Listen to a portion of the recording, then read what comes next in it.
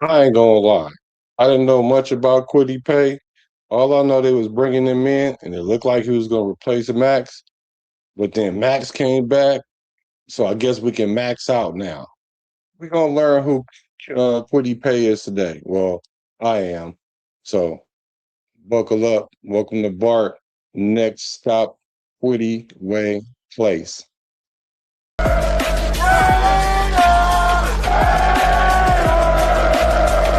Just win, baby.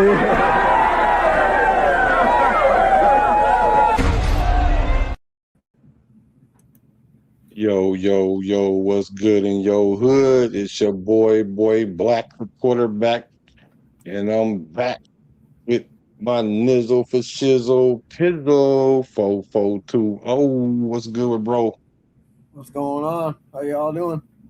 Oh man, it's about that time that we jump on the BART, the Bay Area Raider Talks, and today we talking Kwity Paye. I personally didn't know a lot about Kwity Paye. I heard some people say he was nice and whatnot, and and I kind of took people's word for it because I hadn't really known, so I kind of like leaned to their guesstimate. But what I've started to learn is sometimes people don't evaluate talent the same way I do. So I decided to go see what's up with this guy because looking at his numbers, I was not impressed, and I was trying to figure out why people were saying that he was going to come in and replace Max, and his production is nothing like Max's, in my opinion. But I do see the value in this man. So today we're gonna sit down, we're gonna hear from him, we're gonna look at some highlights from him, and then we're gonna go from there. So what did you know about Kwity Paye, bro? Nothing. Not a damn thing. Man, Nothing, man. all right. Well, cool. I guess we're gonna kind of jump into this together. And then, hey, if you in the chat, you heard of Kwity Paye before, go on and hit that like button because let us know that you was in the knowing, and now y'all can let us know today. But let's take a look at Kwity Paye, his his highlights. Let's look at the man's highlights. So look, right off the bat, this is his stats from last year. Like four sacks, 6 tackles for loss, 39 total tackles. He played in all the games though. That's good. His PFF ranking was 85 out of 115, and that's what not didn't impress me so much, along with the only 4 sacks. So I was like, okay, so what makes this guy special though?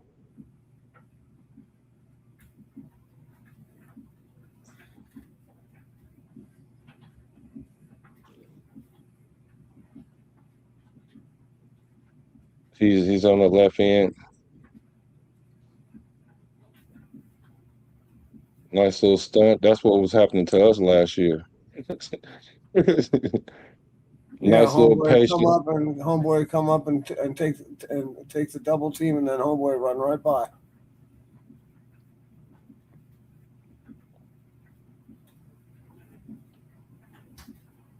Nice read, recognition, and respond.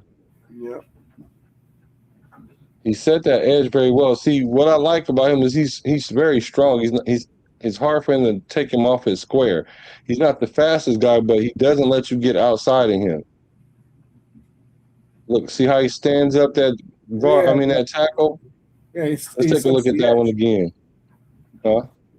Yeah, he sets the edge. I know what you're talking about. Yeah, he sets the edge. And I heard that, if I'm correct, he bench pressed that 225 39 times, so he's a very strong guy. He set the edge. 39 And see how the times. corner comes in and makes him go back to the inside, which is what you're supposed to do. And Kwity Paye was right there, setting the edge. Nice. Same thing. Look, Nice. he doesn't get moved off his spot.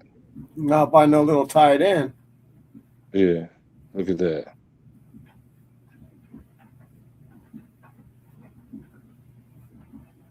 Now Now, let me show you. Take a look at these next couple plays. And you might say, well, you know, he didn't get the sack, he didn't get the QB hit or anything like that. So this is what a lot of people don't account for when they talk about what makes a pass rusher good.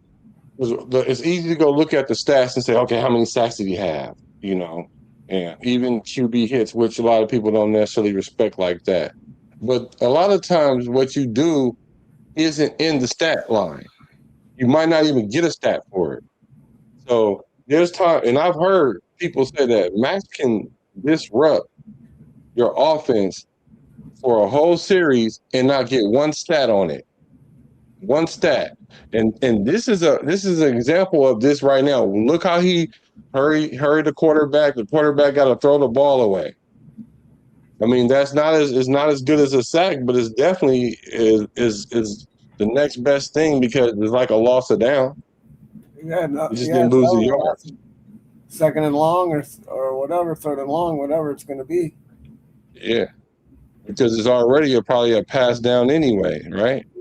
Yeah, because they got the field goal thing going right here. Mm-hmm. Well, I don't know. They start putting that out early nowadays, so I can't really say. But they usually only used to put those out in the fourth quarter, but I think they just put them out all the time now. See, look how that pressure. Yep. Nice how he slipped in there. Yeah. Guy let him go in, thought he wasn't going to be able to make it. Thought he was fooled. See, look at that. That's pressure. All those are all good. Those are not sacks. Yep. Look, throwing it away. You got to throw it away. Nice. See, he's consistent. See, throwing it away. There's no stats for that. And even if you do get a hurry or whatever, look, see, chasing him out the pocket, had to throw it away. Those aren't the stats that people recognize. They recognize the sacks. So when I look and he has 4 sacks, look like he set the edge on McCaffrey. Come here, you're not getting outside. Nice. So when there's not a stat, you think, okay, he's not active because just looking at the stat line alone, like I just saw, 4 sacks, not a whole lot of tackles. But what it shows me though is he is solid where he is. Now, how does that play into the role with our D line? So what that tells me is it's going to be hard to run if you have both D ends that can stop the run or pretty efficient in the run game. Like Max is efficient in the run game, and twice as probably much as Kwity Paye. But Kwity Paye definitely sets the edge. So if you set the edge on each end, and sometimes, yeah, you can say Max might compromise it, but that's because he normally has to try to make the play himself. Because if he doesn't make the play, then people are wondering, well, why are we paying him all this money? So I can understand him not being disciplined all the time, but you're not running by Max all the time. So if we have 2 run-stopping D ends, that tells me that we're prioritizing the run. What you think, bro, about Kwity Paye? From what I've seen right here, I like what I see. I mean, what's there not to like? I mean, you know, he's doing what he's supposed to do. First of all, which is set the edge because that's what he's responsible for. And then number 2, he gets after the quarterback pretty well. And like you said, the throwaway stats aren't there. You know, the rush incompletions that he's forcing aren't there. The throwaways aren't there. So yeah, so he's doing more than what the stat charts are showing us for sure. He seems to be motivated. Yeah, He looks powerful. Yeah, I like what I see so far, for sure. And I get it that these is highlights, right? So I don't think that that's the only thing that the person can do is that they always play at that level. But what that shows me though is what they are actually capable of. And then you look and see what's consistent with that player, and you know what you can count on that player to do. because we don't need every player to do everything. We need the player to, whatever it is that you do that got you on the field, do that at a high level. Do Right. that particular thing. So then that way the coaches can put you in certain situations. And I think they know that because that's what we're hearing from Coach Robbie. And that's the way he want them to play. Look, whatever it is that you do, just go balls to the wall and do that. So then that way when I put you in, I'm expecting that to happen.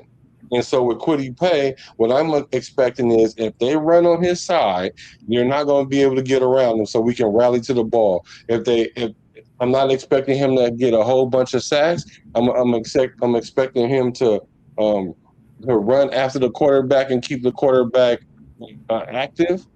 But when you have someone like a Max, and if, from what I see, that they play on the same side. Now he has moved around even more so than Max. So if they could play on opposing sides, it's kind of like how um, I don't know, a lion or tiger. Well, I think it's lions. I don't know which one of these big cats that do that, and I really should know this. But you know how they one will chase, so that way it runs into the rest of the pack.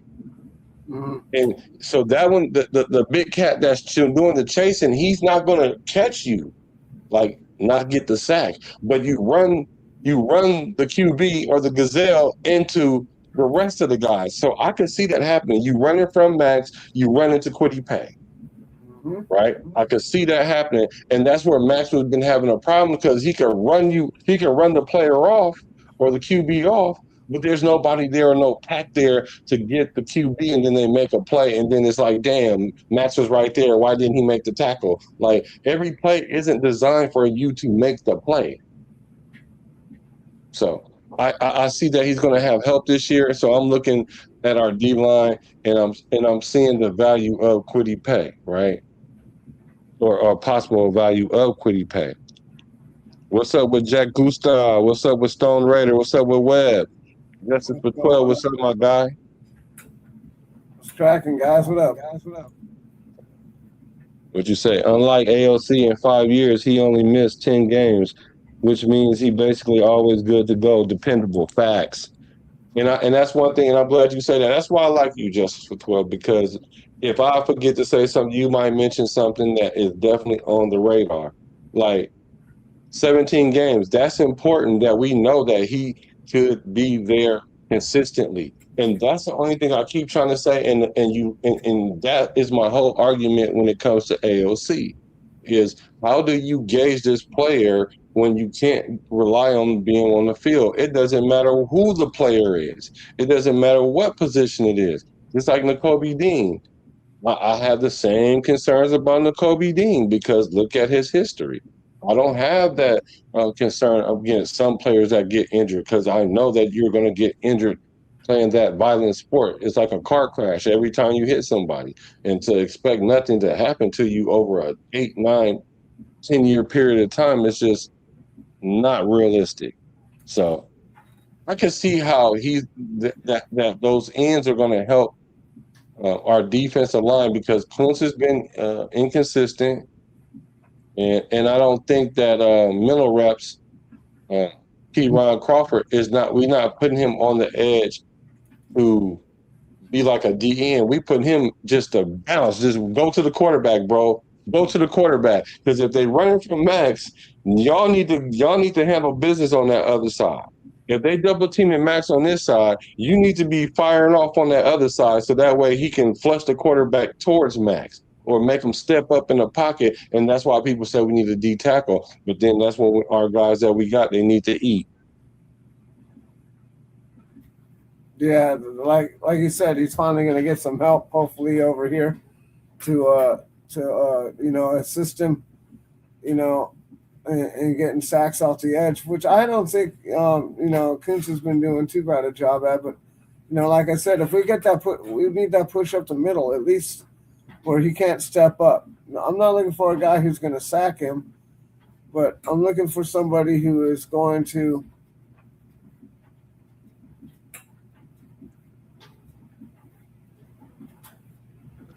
Disappear.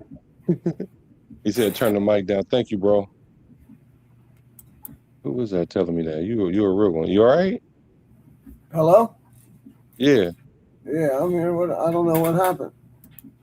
Oh, you was I'm, talking and yeah, I don't know. Like I said, I got kicked off or something. I don't know. Blanked me out. yeah. I don't know what happened. So you forgot what you were saying? Yeah. What were we talking about? Kwity Paye. Oh, yeah. So we was Thank you. talking about how I thought Coons wasn't doing too bad of a job, and just getting that. Oh yeah, and then just getting the pressure up the middle. I don't even care if it's if that guy's getting sacks or not. It's just enough to push him back, so the guy can't step up. Because if you're coming off the edge, all you do is step up. If there's a big enough pocket,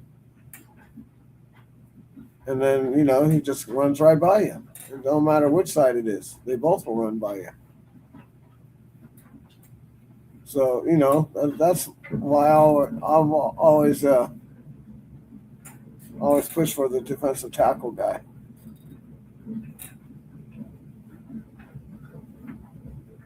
Okay, so does that sound better? Is the mic better right there? Let me know. Give me a thumbs up if it is better, because I did turn it up just a little bit, but maybe that little bit was a whole lot. So the question is, how many games have Max missed in the last 5 years? So in the last 5 games, 5 years, Max has missed 7 games. He missed 5 games in 2024 due to the ankle injury, and 2 games in 2025 with a knee injury.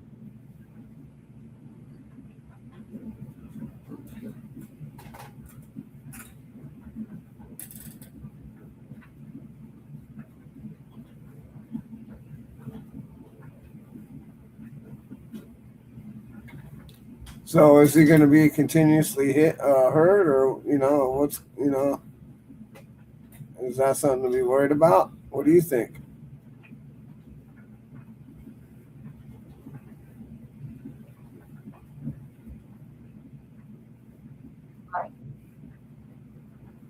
Yeah, my bad, guys, but I'm not concerned with it, especially if he missed other games because of one ankle injury. No, I get it, but it is what it is. It's an ankle. Now it's a knee. Is it going to be a shoulder next?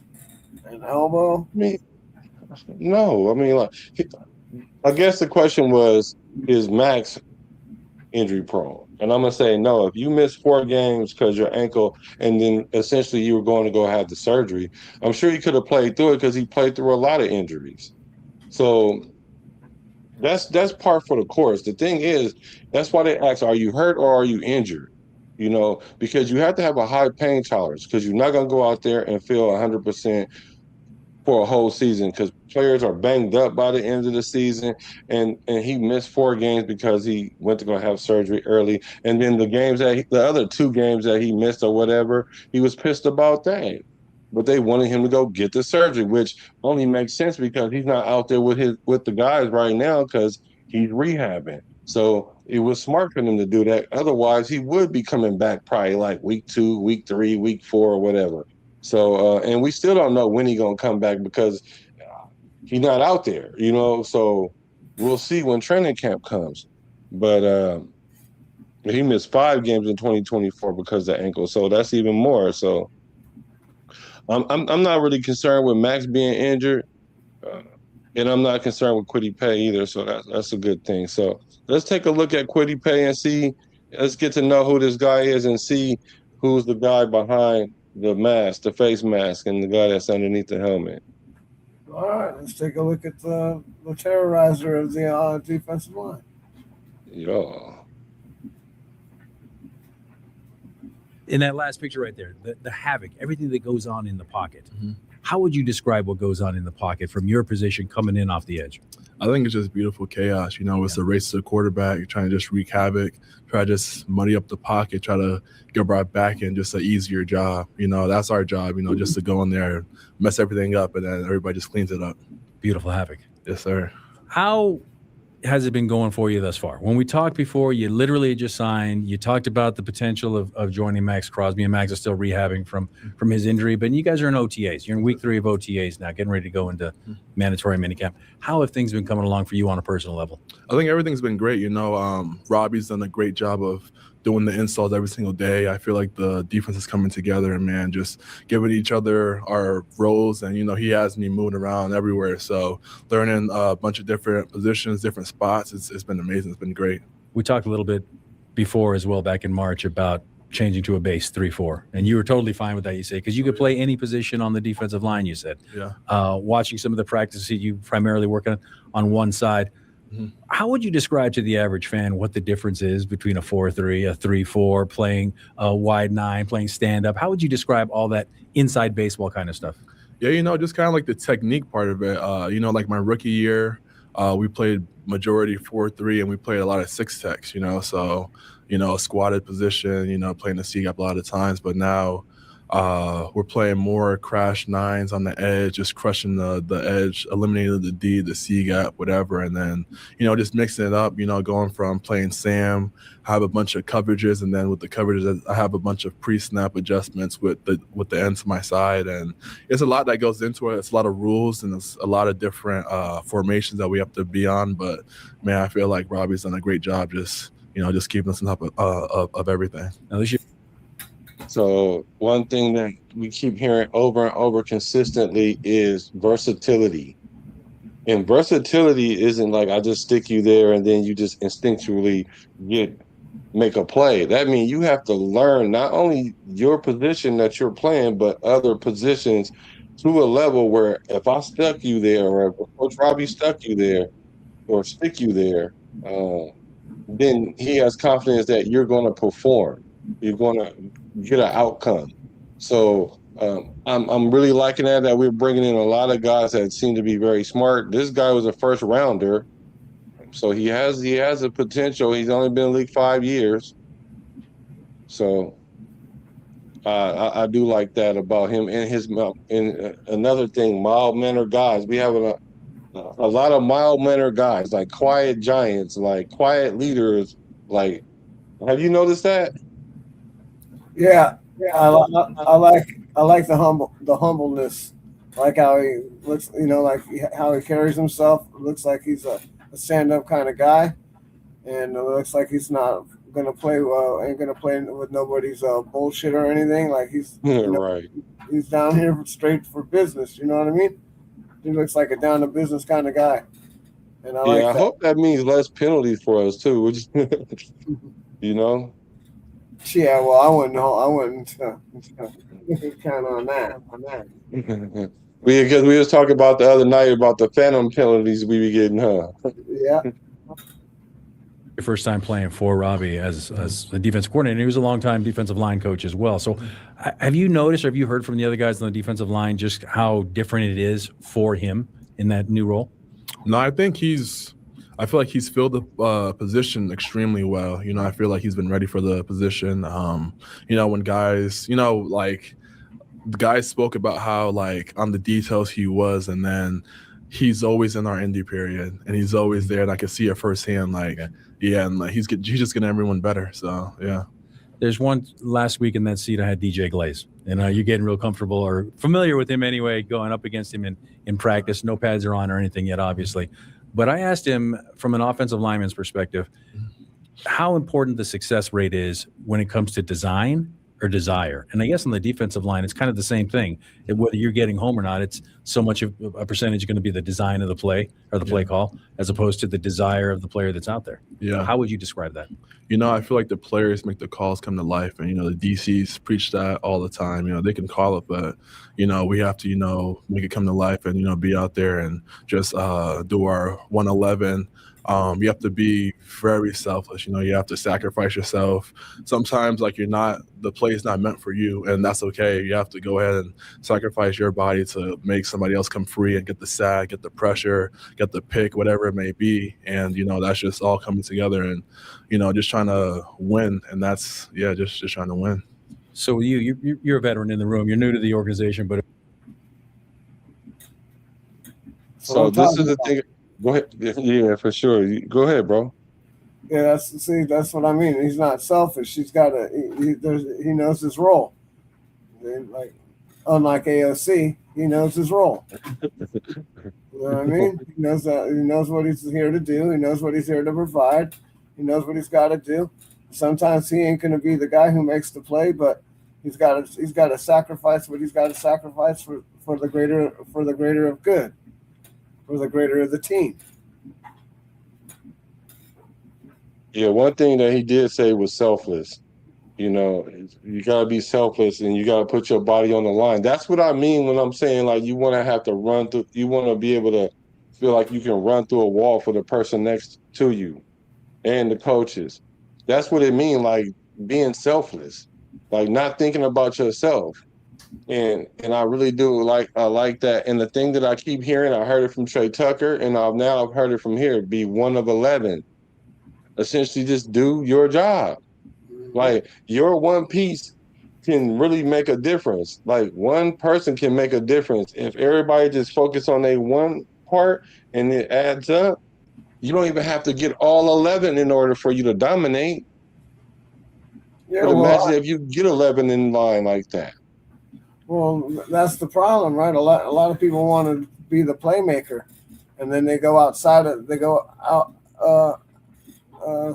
above and beyond where they should be going, getting out of position, jumping plays, just stuff like that.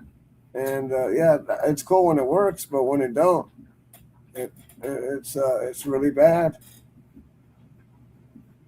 And you're right, because usually when it pops up is when you don't want it to. Yeah. That's when it happens, when you really don't need it to. Because really coordinators, they let you get away with it for a little while once they see you doing it, because they know later on they're going to use it against you. They let you get away with it for like a couple of quarters, and you thinking, oh yeah, I'm getting closer to the quarterback, and the next thing you know, they do a bootleg on you. Yep. And then next thing you know, you all you giving out the outside. Now all you gotta do is throw the ball to a dragon tight end or a dragon wide receiver on the backside, because you've already compromised the edge. I've seen AOC literally do that to like so many people, because I've been watching tape of AOC, y'all. I've been going and watching tape of him, and he can at least do the bootleg. But he gets rid of that ball fast. Like, he gonna get rid of the ball fast. He know what his weakness is. And it's not scrambling. It's not being elusive. It's not matriculating the pocket. It ain't none of that. He knows that. And he's smart for this, because every quarterback can't get the ball out that fast as much as he does. I will give him that. But the thing is, it always boils down to what happens when that play, you need that play, and you can't do that. Because that's the difference between being a champion and losing in the playoffs. Well, he holds the ball too long too. Like, there's something about his timing. I don't know. I don't know. I think when the play's finally breaking down and he is holding the ball. Well, because his first couple of reads are not there, so now it's that scramble drill. You got to find somebody, because everything is muddy. Like Kwity Paye say, try to muddy up the pocket. Because when you muddy up the pocket for the quarterback, not only is he thinking about somebody about to hit him, like he's trying to find somebody downfield.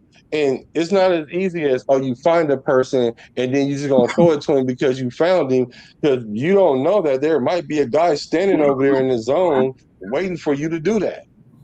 So that's the whole reading the defense thing, and that's probably where he lacks at. But that's why he gets the ball out as fast as he do. But we're going to talk about AOC a little bit in a minute. A veteran in the room. Malcolm Coone's a veteran on the other side. And just trying to win, and that's just trying to win. So you're a veteran in the room. You're new to the organization, but a veteran in the room. Malcolm Coone's a veteran on the other side. Also bringing in Key in the draft. What have you seen from him? From Key? Yeah, man, he's just a guy that just wants to learn all the time. He's been working extremely well. Everyone in the room's been proud of him, and just seeing him work. So, the young guys have been playing well. They've been improving. Cleveland and Gary, just a bunch of young guys just improving every single day, just taking the coaching and just trying to elevate. One of the things that Rob Leonard talked about was one of the reasons he wanted to come to the Raiders in the first place was to coach Max Crosby. He said Max is doing everything but getting on the field and practicing with you guys right now. And I know how excited you were to potentially team up with him. What has that process been like thus far from your perspective? Yeah, he's been there every single day. He's on the sideline coaching us, just giving us pointers in the meeting rooms. And, honestly, it's been great for a lot of the younger guys because they're getting more opportunities, more rushes, more chances to just play, and I feel like it's been amazing. It's early. So that might be the blessing in disguise, right? They get more reps because the thing that we complain about, well, when I say we, I don't necessarily mean me, but that the nation complains about is Max don't never come off the field.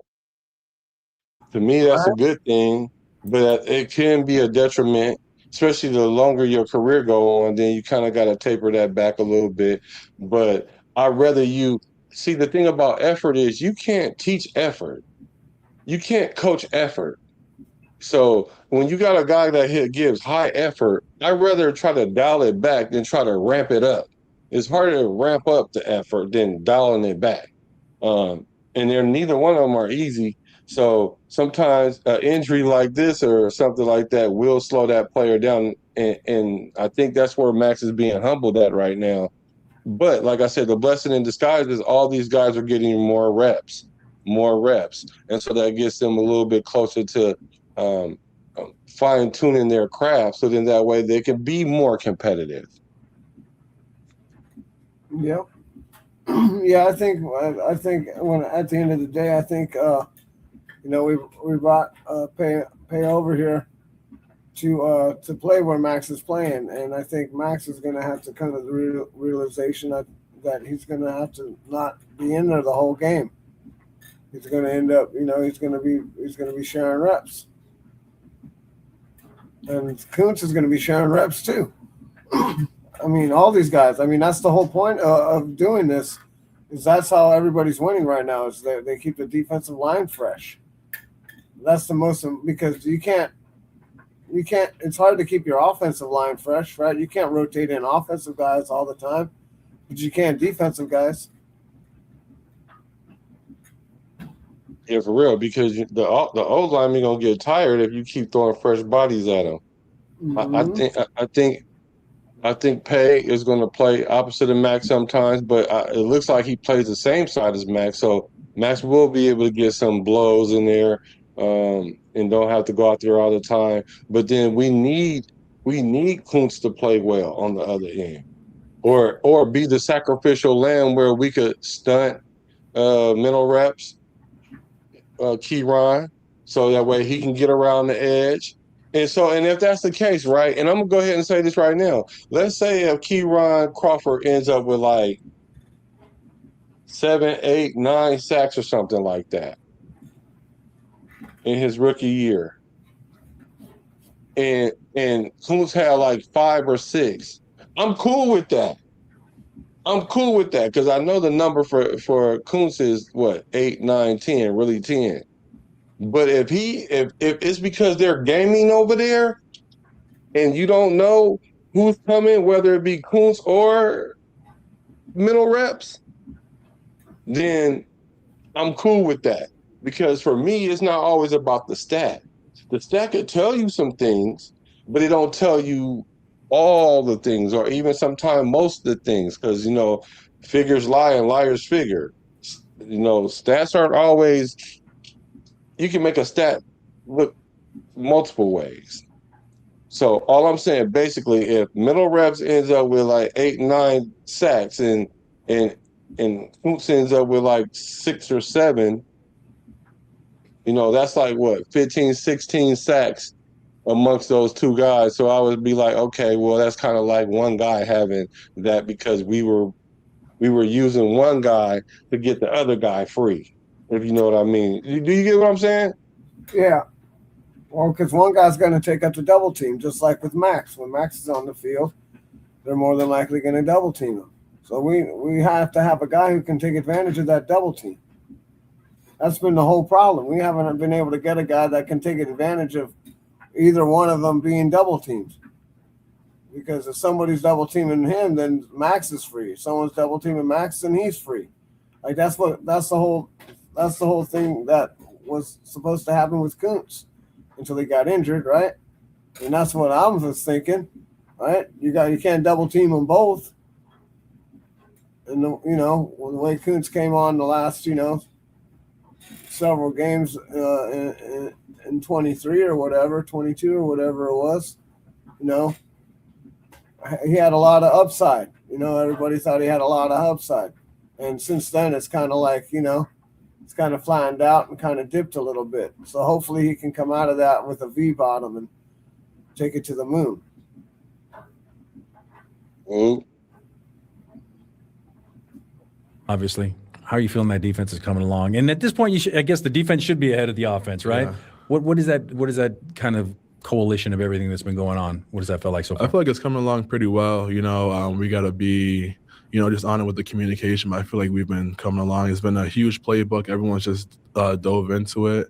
And, I feel like we've been taking it well. So when we're able to go out there and watch in OTAs, and next week coming up is going to be the mandatory mini camp. So it'll get a little more real out there, I guess. Still no pads or anything till training camp. But there's a couple new faces on the other side of the ball, quarterback-wise. And Kirk Cousins, I know you've got one game of history with him. Not a happy game for you, I'm sure. Oh, man, don't even bring it up. Don't bring it up. I got to. 33-0 at halftime, 36-7 in the late in the third quarter. You did get a sack on him, though. Yeah, I got a sack. What do you remember about that game? I just remember going into the half being extremely happy, and then we came out, and then they just came. They had a really good year that year too. They had a lot of close games that year. They ended up coming out on top, and we knew that they were a tough team, and we knew Kirk was a great quarterback and great commander. So we just knew it was going to be a battle until the end, and they just ended up coming through at the end of the game, and we went into that final 2-minute. And they started driving. I was like, man. But, I'm extremely happy that he's on my team now. I'm extremely happy that, he's going to help us win a lot of games. Yeah, December 17th, 2022, a date which will live in infamy in your memory, I'm sure. But, Vikings 39, Colts 36 in overtime. He threw for 460 yards. Crazy. 4 touchdowns. whoop. Whoop. Captain Kirk. That's Cousin Kirk. Captain Kirk. Cousin Kirk. 2 picks. He was sacked 7 times by you guys, though, and you got one of them. But Vikings 39, Colts 36 in overtime. He threw for 460 yards. Crazy. 4 touchdowns, 2 picks. He was sacked 7 times by you guys, though, and you got one of them late in that game. Yes, sir. We're getting after him, but resilient guy, and he pulled through. Have you seen that on the practice field so far? Oh, for sure. He's a very cool guy, around the locker room. But once he gets onto the field, he's a different person. He commands that offense like no other. So, and then the number 1 draft pick, I like that. I like that. Like players that got that switch. See, I had one of them switches too. But I like it when you on the field, it's like it's go time. It's a whole nother animal, a whole nother person.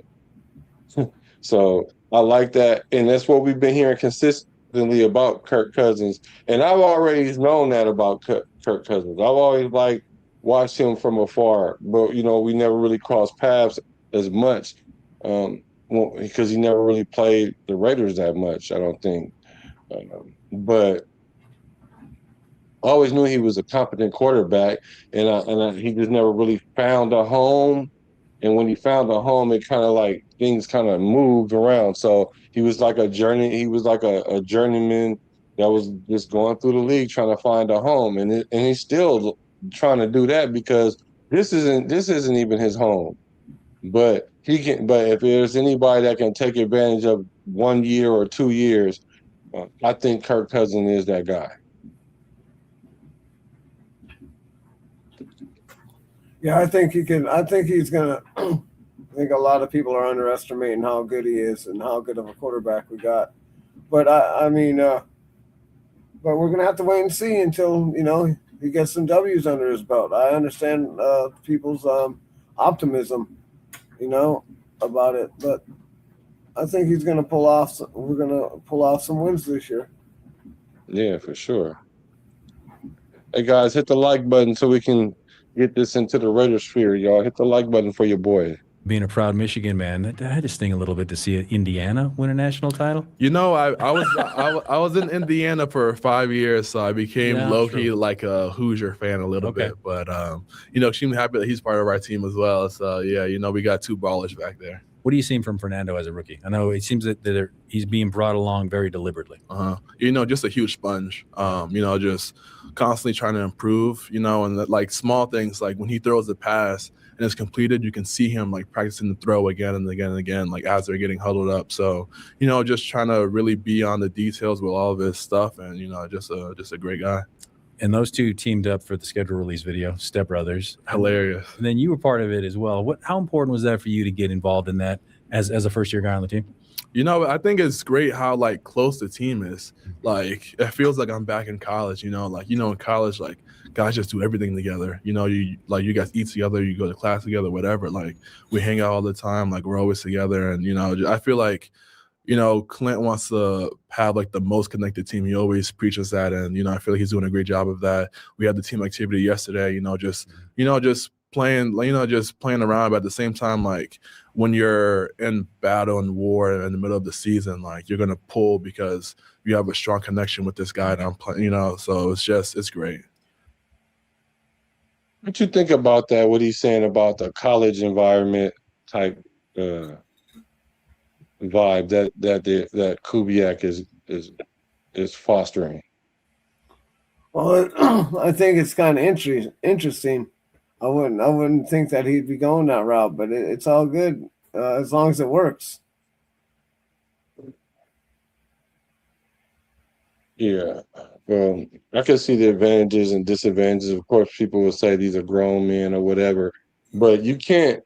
The only way you really can get continuity or familiar with a person is actually spending man hours with them. You don't even necessarily have to be doing a whole bunch, but if you spend man hours with a person, then you kind of understand how this person is. Or, for example, some guys respond to you yelling at them or being, aggressive or passionate, and some dudes don't. And, you got to find where that line is, because it's not always as simple as, oh, this guy don't like you yelling at him at all, and this dude don't care. No, that dude, he don't care as much, but he has a limit too. And then, this dude don't like it, but there might be a point where you can hit that nerve where you can have him kick into another gear, and you could learn that by maybe going bowling. You might can learn that just by hanging out, playing horse like Max does, and just little things. And then you just learn those things, and then you learn how to trust one another. And it becomes a brotherhood, because really that's what it boils down to. Yep. At the end of the day, you can't really be judgmental, right? You got to be alongside this guy no matter what. So you got to accept people for who they are. You just got to figure out who they are and what their habits are, and and get to know them. And that's why it's more it's important for these guys to be hanging out, all the time and stuff. I know that they're married and stuff, but these guys all got to kind of hang out and go to dinner once a week or whatever and do their little thing. They got to have that time to get that continuity and get to know each other. They got to have it.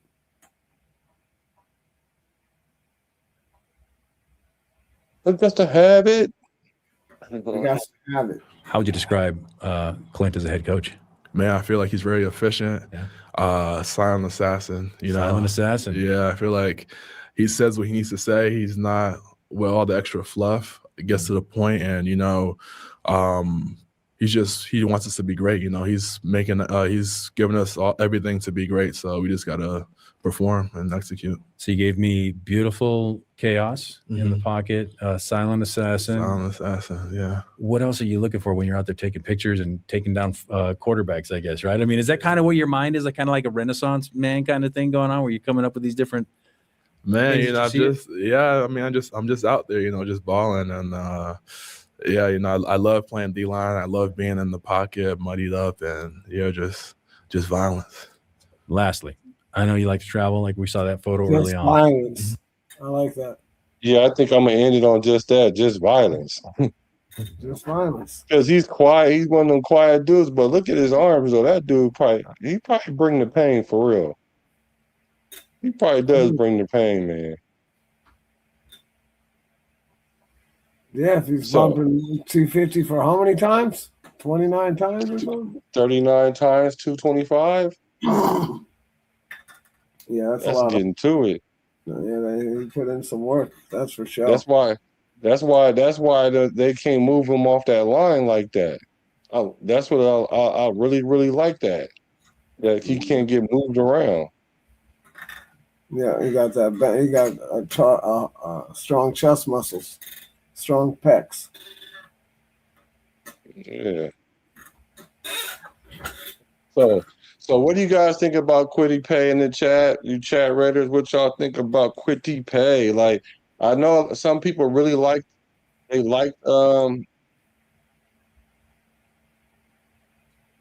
the signing. Well, had we not had Max, then he would have a whole bunch of pressure on his chest to bench press because those are big shoes to fill, and they're it seemed like they're the opposite kind of guys from each other, right? But that doesn't necessarily mean anything because it's all about how they produce on the field. But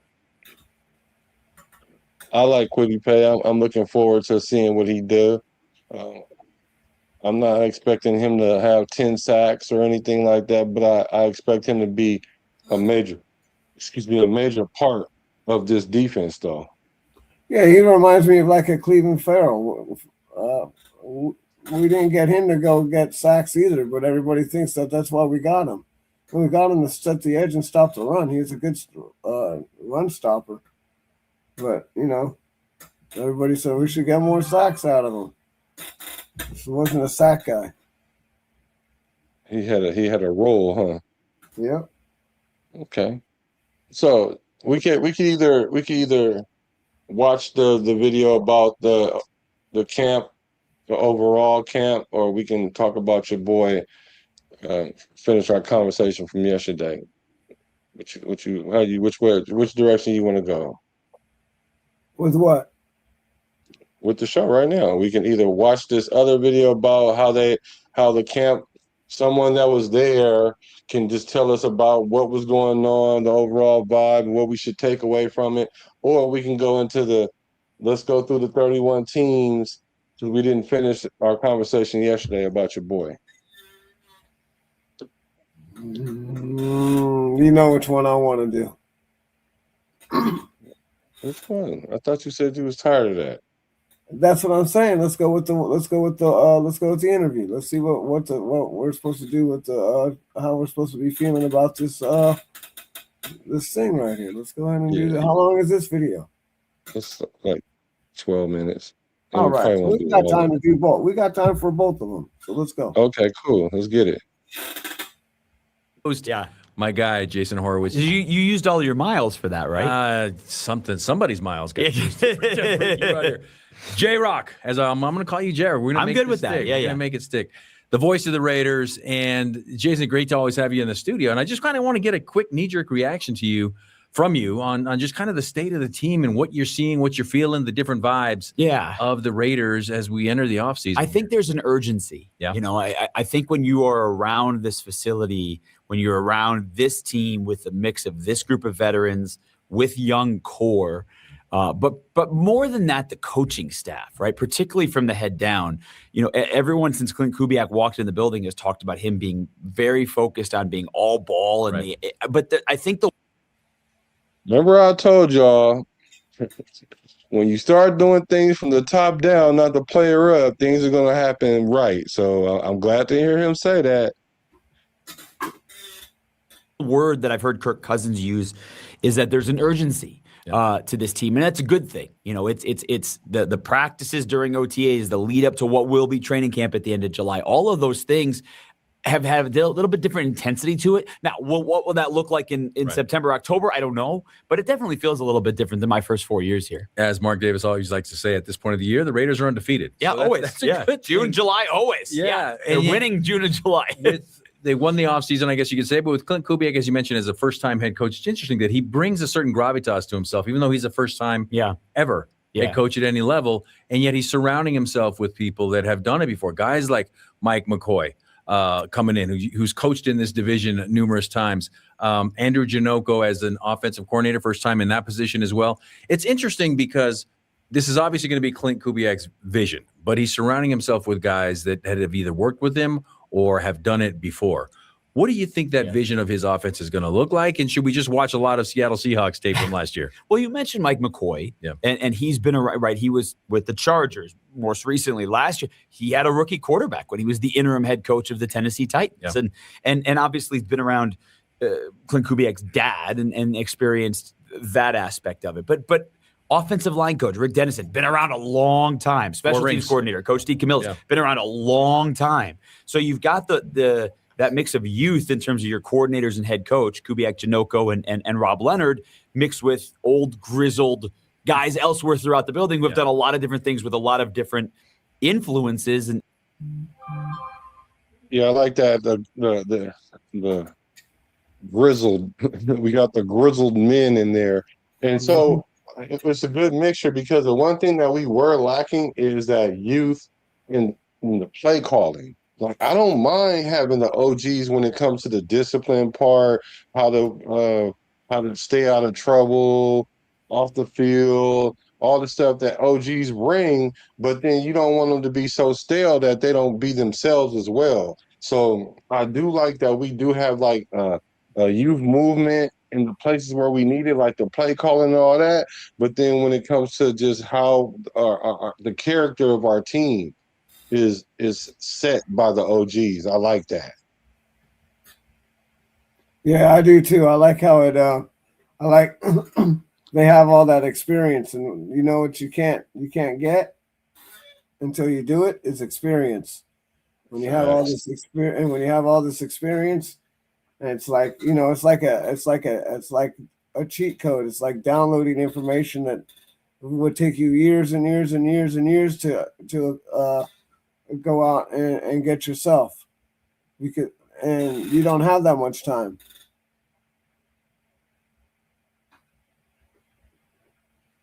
And to a variety of levels of success. I think you are going to see a team, and this is just my own personal gut, but from an offensive standpoint, because, you know, head coach Clint Kubiak, offensive guy, I think you're going to see a team that is so committed to running the football, and with. There you go, Pizzle. There you go. Ain't that what you want to hear? Yeah. With Ashton and Genty and Mike Washington Jr., you are going to see young guys who can do a lot out of the backfield, but also, man, are they going to be aggressive running the football? A gut instinct. Yeah, and before you can do that, you've got to have an offensive line that can actually open up those holes, protect the quarterbacks, do those things. And our friends at ESPN, they've kind of come up with a projection here. And I haven't seen this projection. What's the projection? Here's the projection. What you say? Never mind. We got an old friend, familiar face, Colt Miller, left tackle. Yeah. Makes sense. He's healthy. He only played in 4 games last year. Left guard, they got Spencer Buford. Got to get the pronunciation done. I'm going to leave that to you as the radio guy. I think you got it right the first time. Okay, Buford. He came from the 49ers, but he's familiar with the system because he's been with Clint before. Yeah. Crown jewel of the offensive line free agency class. Yeah, that one you can put in ink. Sharpie. We're getting Sharpies out. Right guard, JPJ. Okay. Johnson. And then right tackle, DJ Glaze, who sat in that chair a couple episodes ago. So when you hear those names, do you get excited, or do you think, hey, wait a minute, what about Caleb Rogers? What about Charles Grant? I think left to center is probably right. Again, training camp is going to make this really what we're going to see, because there's no pads, there's shorts, there's what we're wearing. Right. This is what they're practicing in, right? I think the right side is totally up for grabs. When we get to preseason game 1 on August 13th, will Jackson Powers Johnson be the starting right guard? I don't know. Will DJ Glaze be the starting right tackle? Maybe. He's got a leg up on it. He's done it the last couple of years. He's played a lot of football. But I don't. Will the other 3 be the starters? My gut is yes. Yeah. But so I can see where people might try to say, well, JPJ ain't starting because of that. Because you think Burford's going to start on the left side. You think that. Now, there's no way you can think Spencer Burford is better than JPJ. But he has more experience, I guess. So that would give him the position. But like he said, training camp is going to dictate that. But the right side is up for grabs. Like, so you're telling me the 2 most experienced guys that we had, those 2 spots are up for grabs. But Burford is solid because we know Colton Miller not going anywhere. So really, they're only talking about that one position. I can see a universe where JPJ goes to the left guard position. I can see that. That's where I think he should. That's where I think he should go personally, because he should be on the left side next to Colton Miller. Yeah. Like, there's no way I'm not seeing JPJ not starting on this line somewhere. And the reason why you would move him from right guard is because you need to move DJ Glaze from right tackle somewhere. And it ain't going to be left guard. It's going to be right guard if he moves anywhere. And then there's a Grant that's going to come in and play that right tackle. That's what I'm seeing. So that's why I'm like, okay, well, the way you're saying, I mean, the way it sounds is as if JPJ is not going to start. That's how that sounds to me. Yeah, that's ridiculous. He's going to start somewhere, and if we do put him over there, it's going to be a big maul. I mean, you're going to have Colton Miller, JPJ, and you're going to have Lindenbaum over there. You're going to be able to move a lot of beef with that. For real. I don't know that. Left tackle, yes. Center, yes. But I don't know. And I think that healthy competition is there. Yeah, Steve. Caleb Rotgut is yes. Yeah. But I don't know that. Left tackle, yes. Center, yes. But I don't know. And I think that healthy competition is there. Caleb Rogers, certainly part of the conversation. Trey Zune, certainly part of the conversation. We don't know we didn't really get a chance to see Charles Grant last year, the 3rd-round pick out of William and Mary. And up until the last game. Wait a minute. I could have swore we talked about these old linemen, and I swore Grant got more playing time than Rogers. Maybe I need to go look back into that because I could have sworn that Grant got way and rated higher PFF graded than Caleb Rogers. Caleb Rogers was like in the mid to low 50s on both the run and the pass. I'm gonna have to compare this. We're gonna have to do an O line. We're gonna have to start talking O line now that we know who we got on the O line that's competing. Or so we don't really know what that's going to look like. And oh, by the way, I mentioned the coach, Rick Dennison. His perspective of what these young offensive linemen are is probably very different from what the previous coaching staffs were. And that's the part of it too, is that it figured that there'd be an overhaul. This was the lowest rated per Pro Football Focus offenbut line in the NFL. Yeah, 2 years running. And you bring Dennison in, and they bring in Linderbaum, they bring in Buford, but other than that, it seems like they kind of liked what was already on the shelf. Yeah, which is why you really only had that, because a lot of people were wondering with the 2nd-round pick. You know what's happening at number 1. Yeah. Right? Everyone knew it's Fernando Mendoza, and then beyond that. Not everyone. Second round, was it going to be secondary? Not was everyone. it going to be defensive line? Offense. A lot of people thought wide receiver. All of those things that were, you go back to the draft, that were part of those conversations, and they traded back and went secondary. And then there were others. So I think there's a lot of bodies, and there's a lot of high, without first round, but a lot of high day 2 draft picks that those bodies represent. You need 1 or 2 of them to hit. Yeah. Now, we've seen DJ Glaze play a lot. We've seen Jackson Bowers Johnson in and out and injuries and center and guard, and he's kind of shuffled around. We didn't really see a lot of Caleb Rogers until the end last year. Some good, some not. So with all those guys in the offensive line, they're the ones responsible, obviously, for not only protecting the quarterback, but opening up those holes for the running back. despite how many times that Ashton Jeanty was hit behind the line of scrimmage, he was still only a 25-yard gain away from a 1,000-yard rookie rushing season. They go out, they draft a change of pace back, Mike Washington Jr. to come in. Is this basically Zach Charbonnet and Kenneth Walker III 2.0, or how do you see this thing kind of? I don't know yet. Yeah, I don't know yet. I mean, I will say watching Mike Washington Jr. during OT, it's impressive. Like the speed. Again, there's no pads. Right. How do you judge a running back when they're whatever? But you could see it. Like you could definitely feel that breakaway, which is why he had so much success this past year at Arkansas because he didn't touch the ball a lot early in his career. His time at Buffalo and then Arkansas, he has not had a lot of touches in his college career, which you go into the NFL, and that's, I would think, a good thing from wear and tear perspective.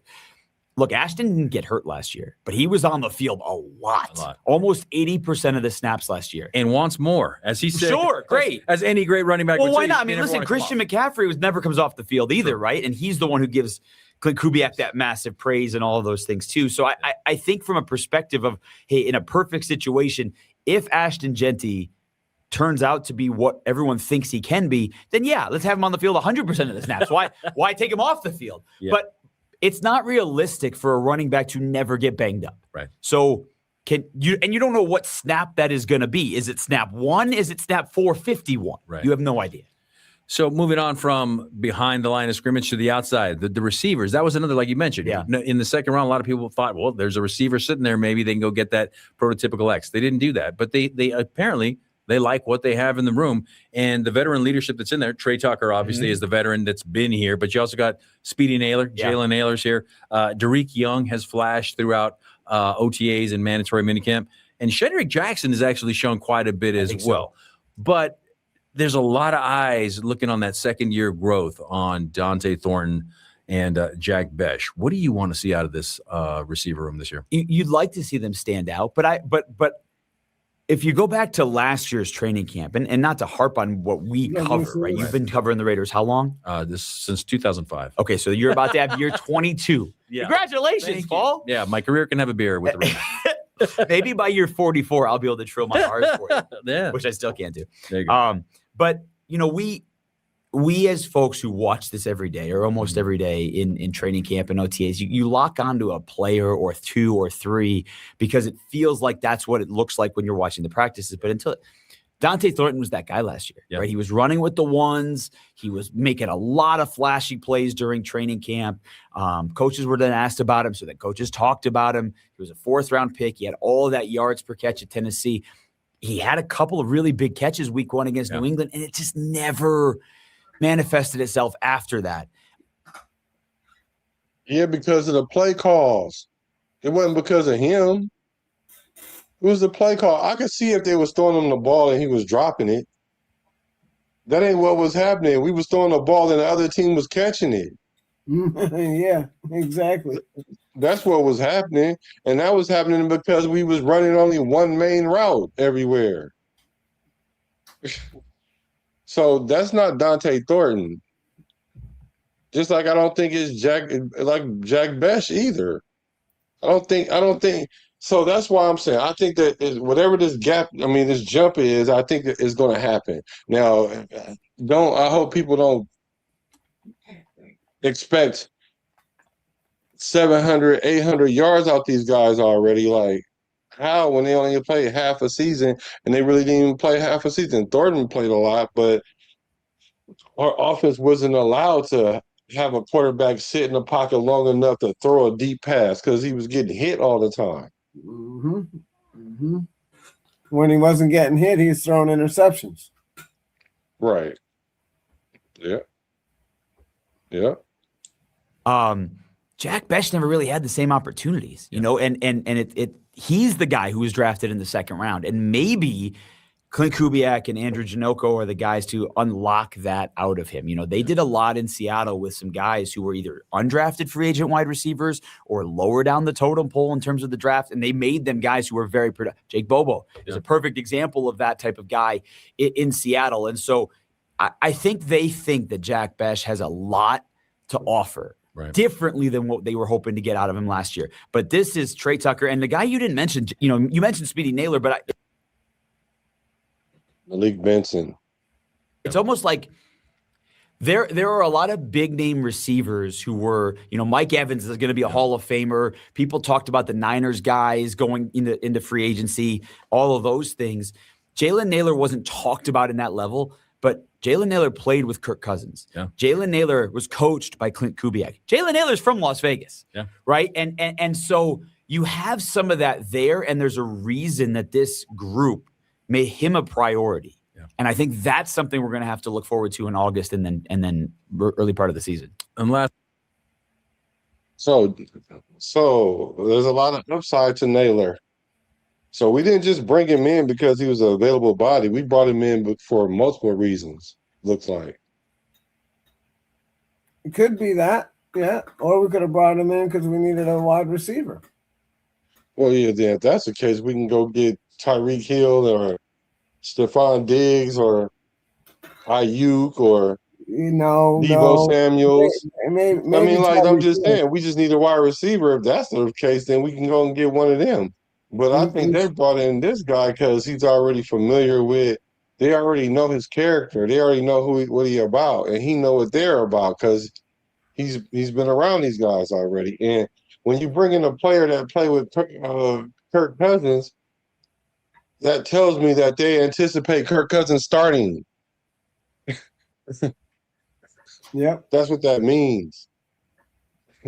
So, yeah, I don't know. That's some people seem to think that Kirk Cousins is here for another reason, but yeah. So, okay.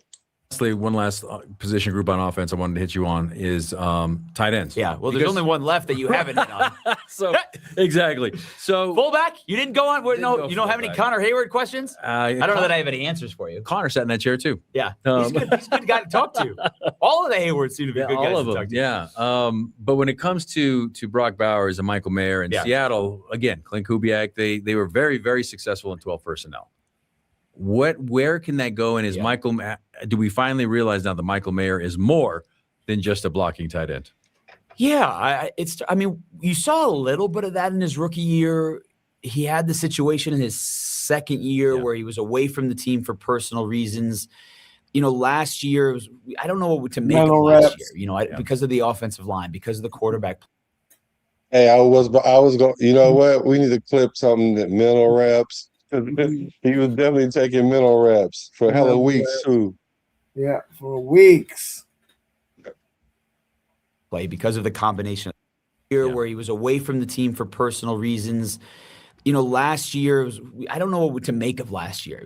Because of the offensive line, because of the quarterback play, because of the combination. So I don't really know what to make of last year. I think this is a really good year to describe, to look at a lot of the players on the offense and say, this is who they are, or this is who they're going to be.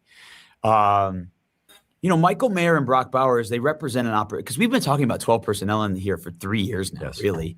And you look around the league, and we talk about this being a passing league, and everyone thinks that means receiver. The Rams were 13 personnel a lot last year because they had all the injuries to Devontae Adams and Puka Nacua, and they were scoring more touchdowns than 13 personnel. And the Steelers, when their injuries happened and DK Metcalf was their only wide receiver left, they were playing 13 personnel last year. I think the league is trending towards, if you can find two really good tight ends who are versatile, and it makes it so much more difficult for the defense to play, because how many corners and safeties can really match up with those guys? And the answer is not a lot. Not a lot, especially when you've got the football robot from heaven. And Brock Bowers. Yeah. And you being the football calling robot from not heaven. From Michigan. Yeah, from Michigan. There you go. I don't want to wait a minute, but there's not a single play-by-play announcer who wants to be a robot. You don't want to. You don't want to be a robot. Why would you want to be a robot? I don't think anybody does want to be a robot. Well, you want no, definitely not. Definitely not. Jason, but you do want to be J-Rock. Jason, thanks for stopping by.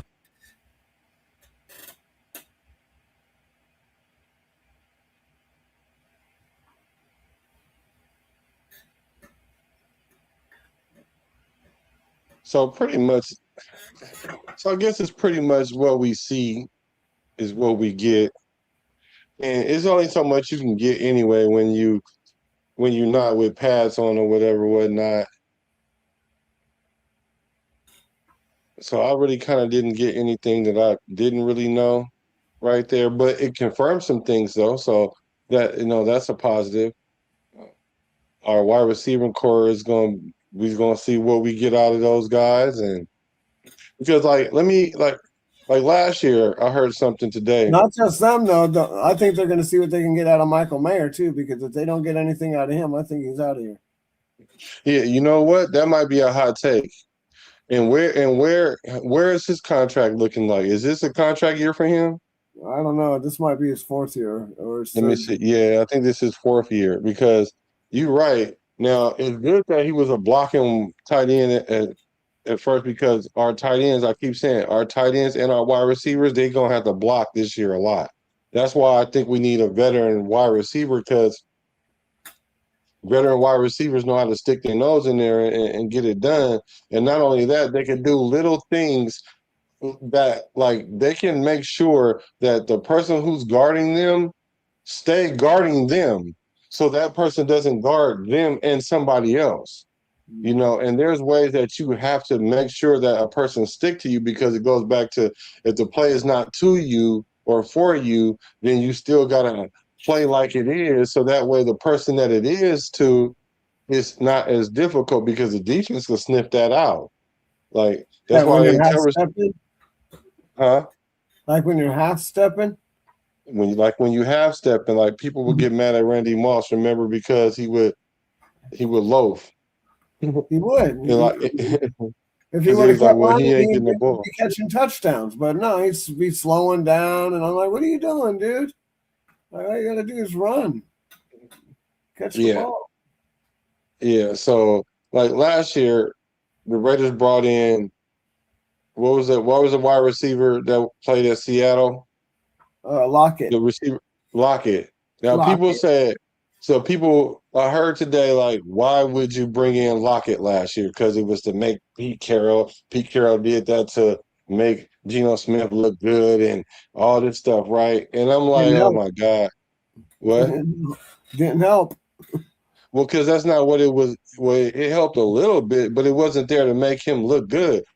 See, when you have a continuity with a wide receiver and you getting pressure and the person can't find blocking, then a route that you normally would run 8 yards for, a receiver that you're used to knows to run the route 7 yards and still know how to get to the spot or whatever, or you already know you have confidence in that receiver that if you throw it, he's going to do what you think he's going to do instead of something different than what you think he's going to do and get an interception. So it's about a security blanket of sorts. That's why Naylor was brought in for Kirk Cousins. Not like they needed him to do that because the security blanket is going to be Brock Bowers. But if you can find a player that's familiar with him, then it only helps. And so when Lockett came in, it alleviated some of the pressure off of Geno Smith just because of the familiarity. Now, if the play caller is still calling stupid, crazy, weird things, it still is going to supersede any kind of continuity that you have with a person. But it might keep you alive, though. And that's what was happening with Geno Smith. Bruce Willis, what's up with my guy? He's got it right on the head. Is what he's got. I don't think it was a waste of money. If y'all want to say Tyler Lockett was a waste of money, then you got to say that Chip Kelly was a total waste of money then. He Can we was. agree to I that? won't argue that. I won't argue that. He was a So waste of so so it's like we're mad at the kind of Band-Aid that we put on, not addressing how the wound got there. Like I'm not gonna blame the Band-Aid at all because it stopped the bleeding to some degree. To some degree. Not totally. It's a waste of money. We got the record that we got whether he was here or not. It's not like he came over here and made us help. Well, everybody was a waste of money then. If that's Yeah, the case. exactly. It was a whole waste of a year. No, it wasn't a waste of a year. It's just the thing is that things didn't go as planned. It wasn't Yeah, a they waste of sure a the year hell because didn't. it wasn't a waste of a year because we end up resetting our franchise the year after. We finally actually did it this time. Yeah. Because we kept saying we were trying to do it because we were trying to avoid hitting rock bottom. We was trying to avoid hitting rock bottom, but we had to hit rock bottom in order for it to happen. Yeah. And it happened. No, it happened. All right. Yeah, for sure. J Rose says, "Hey, Black Pizzle, have y'all noticed that on the Raiders website that they have changed JPJ's position again to guard center?" No, I didn't know that. No, I ain't checked it out. Yeah, because he's a guard and a center. Yeah, he does both. Well, what did it say last year?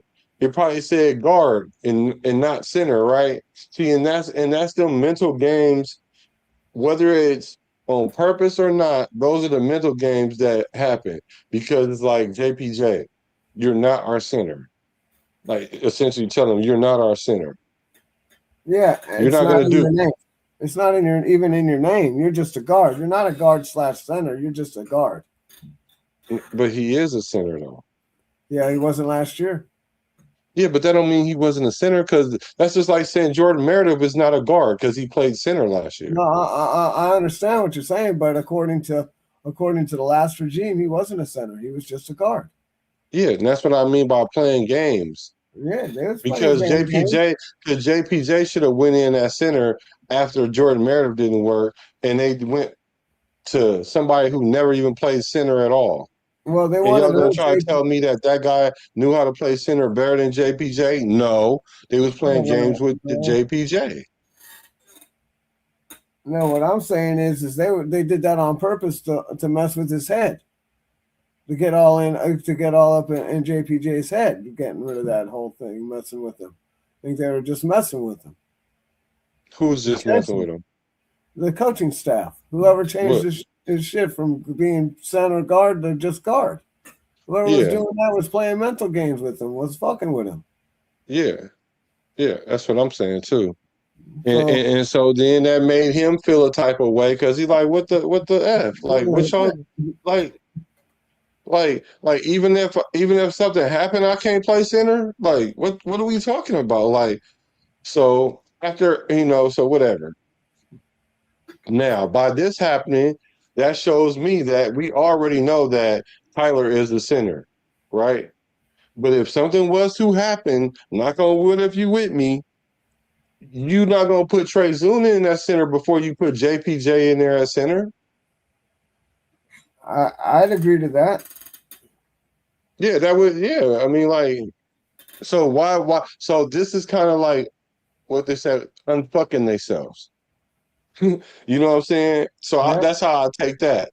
That's what we essentially did right here because we was fucking JPJ with that last year. I'm glad I wasn't paying attention to that. But if I had, I would have been like, this is some stuff right here that got JPJ all messed up in the head. That's why he out there trying to overexert himself, trying to prove himself. And then y'all give him the Max Crosby treatment, talking about y'all trading him and he ain't gonna be starting. Like this boy only been in the league for 2 years. Like this is what I be meaning about a dysfunction.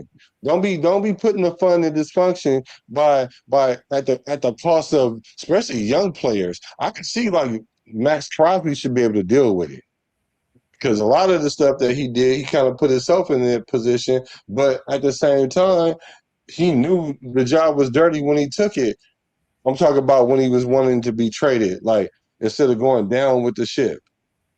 Which I don't blame him. I don't know if I would have went down with the ship, even being from Oakland, and if I would have got drafted by the Raiders, and I would have seen what they was doing to all the, and knowing what I know, I would have been like, bro, I I'm a don't know Raider what we though. gonna do. I don't know.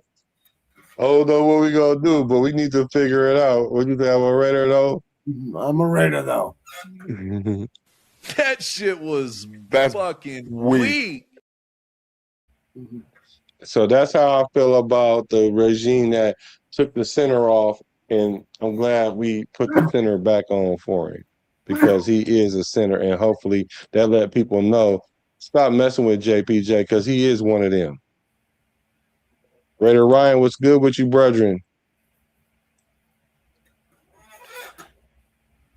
Let me see. Bruce Willis says they did JPJ dirty last year. And that's not cool. How you get better when you're being mess? Yeah, that's what. Yeah, for sure. Bruce Willis say, "Yeah, I'm all right. I'm out." Hmm. Right on, man. I know I said that we could probably get into that other one, but we'll do that tomorrow or whatever. It's no Yeah, biggie. no, that's cool. It's all good. It's good in the hood. So we had about an hour and a half anyway, hour 20. So that's good. Yep, So yep, yep. Put in a nice that's all hour and good. 20. Yep. Yep. All right, y'all. Make sure y'all hit that like button, hit that subscribe button, because you know I'm already at out. Because I'm a raider. I'm a raider.